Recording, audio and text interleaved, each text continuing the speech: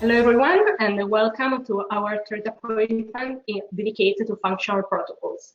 I'm Federica Corona, BTS Product Specialist. I'd invite you since now to send us your question using the section in the webinar. At the end of this webinar, we will take a little break of a few seconds. We will read and answer your question. As we explained on the last webinars, the functional protocols allow the evaluation of the different body segments, but altogether provide a complete global assessment of the patient and allow the clinicians to benefit from the objective and the quantitative data to formulate and optimize the functional diagnosis of the patient. Today, we will dedicate this webinar to the cervical spine mobility protocol. In particular, with this test, we can identify the muscle strategies adopted by the patient during the cervical spine movements. Indeed, if your patient exhibits neck pain, this could be due to a not-treated muscular cervical rigidity. Thanks to this test, the possible alteration as well as the chronic cervical disorders can be pointed out. Evaluating how the cervical muscles work during the head movements is crucial in order to understanding if the motor dysfunction is due to an alteration of neck muscles. In fact, any possible muscle contracture or any disorder at the cervical spinal level can move into an objective limitation of the spine movement. Indeed, during the head movements, the cervical muscles support the head's inclination and enables its return to neutral position through an anti-gravity action. During the test performed with the cervical spine mobility protocol, the patient is asked to perform a head movement of flex extension, right and left lateral bending, and rotation of the head.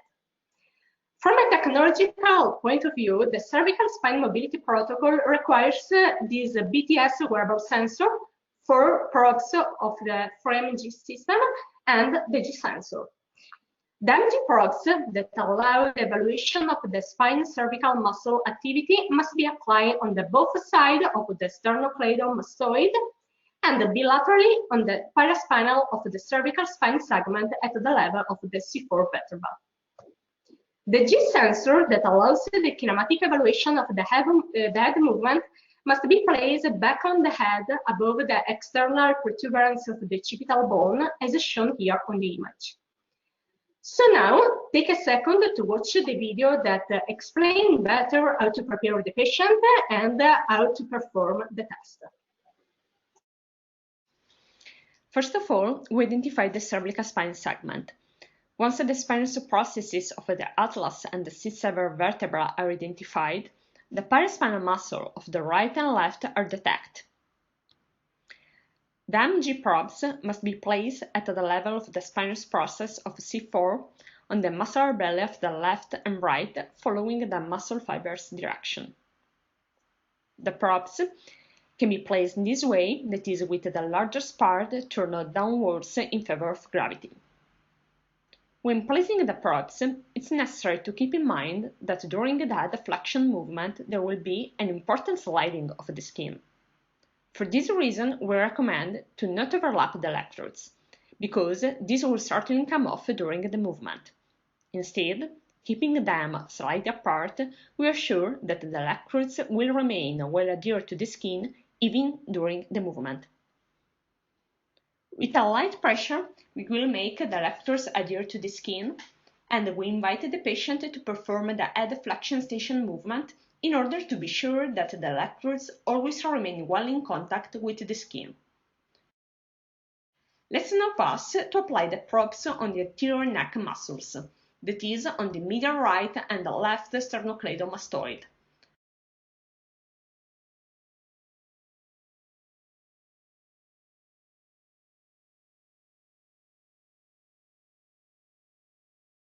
We invite the patient to rotate the head several times.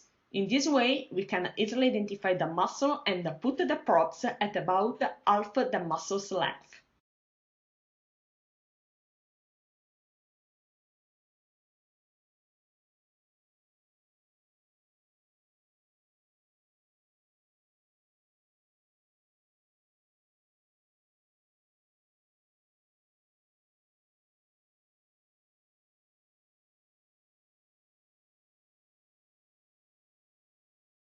Also in this case, we keep in mind the same precautions just seen during the application of the posterior probes.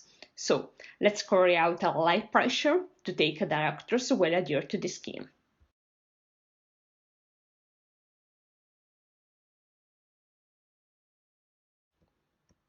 Finally, we place the G sensor back on the head through a band above the external protuberance of the occipital bone. Care must be taken in positioning the G sensor because the correct position requires that the reference axis of the sensor is exactly vertical and integral with the head.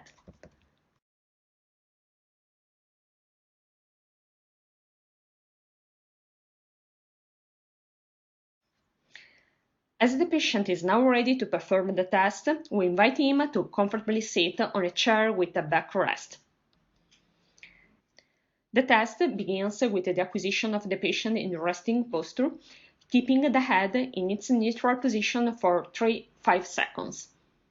This allows not only the stabilization of the G sensor, but also the recording of the neck muscle activity in isometry for keeping the neutral position of the cervical spine.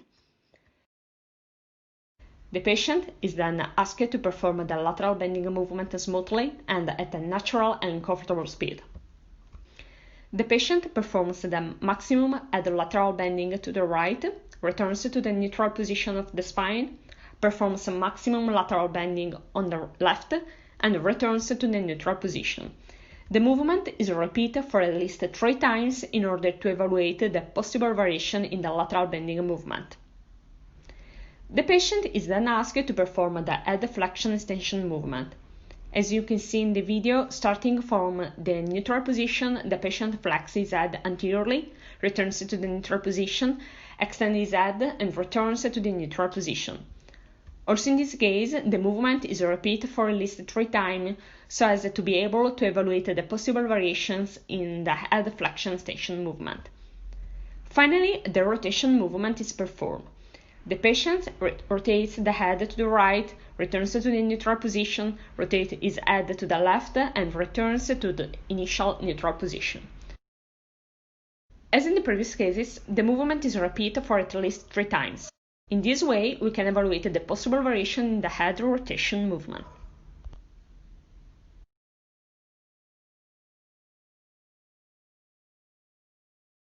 Now, you can go ahead and at the end of the recording, through a fast and automatic computation of the query data, the test results are shown in an easy-to-read report that allows to evaluate the neck muscles contribution during the movement performance. For each movement, lateral bending, flexion, extension, and rotation of the head, the report shows the head kinematics, so how the head moves during the motor gesture, as well as the muscular analysis, so how the muscles work during the specific movement. As I have just said, for each movement, lateral bending, flexion, extension, and rotation is dedicated page with the same clinical outcomes. Today, we will concentrate to one of them, so we will explore in detail the parameters presented on the report for the lateral bending movement. Remember that the same is for the other movements. Before exploring the details, let's clarify that as also seen in the video, the lateral bending movement can be split into 4 phases. Phase 1, when the patient from the head neutral position perform a lateral bending to the right. Phase 2, when from the point of a maximum lateral bending to the right, the patient returns the head to its neutral position. Phase 3, when the patient from the head neutral position performs a lateral bending to the left. And Phase 4, when from the point of maximum lateral bending on the left, the patient returns the head to its neutral position. Let's zoom in this part of the page. First of all, the time the patient takes to perform the entire movement is reported. Moreover, the duration as well as the angular velocity of execution of each single phase are reported, which ideally should be equal on the right and the left side in case of a perfectly controlled and symmetrical movement. Similarly, we should find the same values for the range of motion in the right bending and in the range of motion of the left bending. Below, on this page, two graphs are shown. The first graph on your left shows the angle curve on the main movement, which is in this case the lateral bending, shown in green.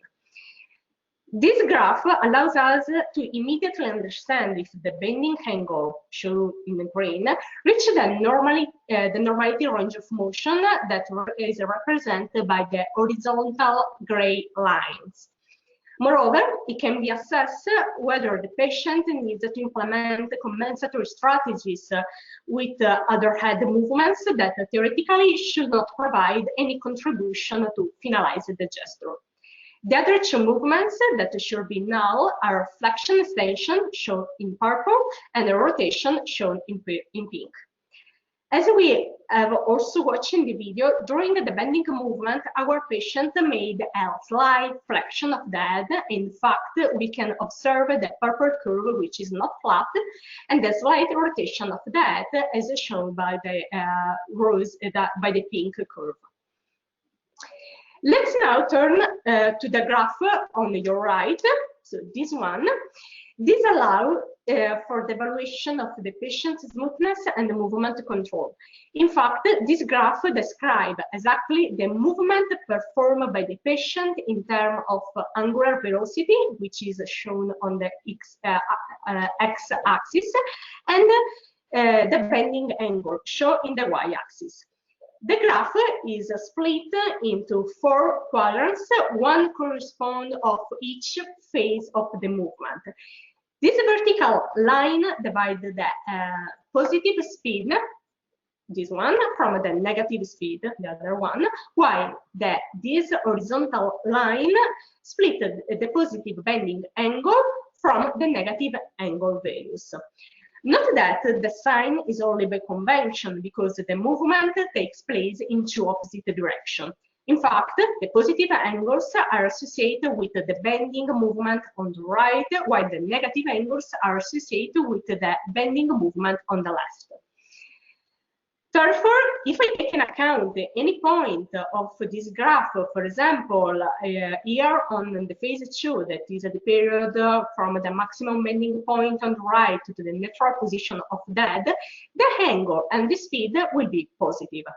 By selecting the opposite point in phase 4, I will have instead an angle and a speed that are with opposite side compared with the previous point, just because this value is related to the bending on the left. Now, let's describe the movement by observing the graph. In particular, this is the starting point. That is when the patient's head is in its neutral position, so the speed and the bending angle are 0. When phase 1 starts, the speed increases until it reaches the mild phases, to then become null in the moment in which the point of the maximum bending of the right is reached. In fact, in this case, the velocity is 0. Then the patient increases the speed of the head to lift it and return to the head neutral position. At the neutral position of the head is reached, the bending angle is 0. The speed, in this case, isn't equal to 0 just because the movement was performed by the patient continuously without stopping when the neutral position was reached before performing the contralateral bending. So in phase 3, when the patient starts with the left lateral bending, the speed remains constant since the mid phase when reach the maximum value. Then the velocity decreases and gets to be null when the maximum point of the left bending is reached. In the phase 4, the velocity increases again when the patient raises its head to reach the neutral position, instant in which the angle is 0. If the patient doesn't exhibit motor limitation and doesn't feel pain during the motor gesture performance, this means that the plots assume a 8 shape, well centered on the 0 and with the two sides equal. The different plots which represent the different repetitions should be perfectly overlapped, indicating a perfect motor control, so the patient in this case is able to perform the movement always in the same way. Let's move on the second part of the report, and focusing for simplicity on the lateral bending movement, let's see the outcome related to the muscular contribution. At the muscular level, it's compute the energy contribution that each muscle delivers in the different phases in which the movement is split. Let's considering the right sternocleidomastoid muscle as an example, but what I'm going to say can be applied to all of the other muscles. During the phase 1, the right sternocleidomastoid is active at the end of the head inclination in order to stop the head during the right lateral bending. In fact, this is a descending movement controlled by the contralateral sternocleidomastoid. During phase 2, the right sternocleidomastoid is active to balance the contralateral, so it has a control action of the movement that otherwise should be sudden. It is instead the left sternocleidomastoid that is working against gravity in this case. In this case, in phase 3 and phase 4, is the right sternocleidomastoid that has a control contribution, as that is bending on the left side. Phase 3, in fact, is the centric phase of the muscle, where precisely the right sternocleidomastoid works in stretching to control the fall of the head, and therefore controls the left bending. Phase 4 is instead the concentric phase in which the right sternocleidomastoid has an anti-gravity action to lift the head and bring it back to the neutral position. Thus, it is the contralateral that controls the inclination movement of the head in the opposite side.